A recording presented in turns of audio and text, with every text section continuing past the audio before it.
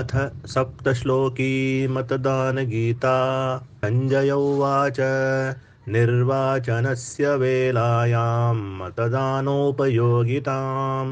बोधयन् मतदातारमुवाच मधुसूदनः।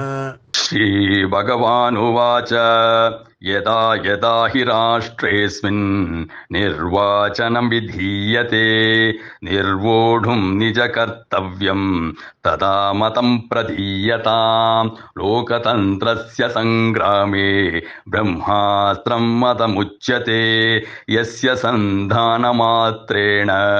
कुशासनं प्रणश्यति नान्यः पन्था मतं त्यक्त्वा सुशासनाय विद्यते तस्मादपरिहार्येऽर्थे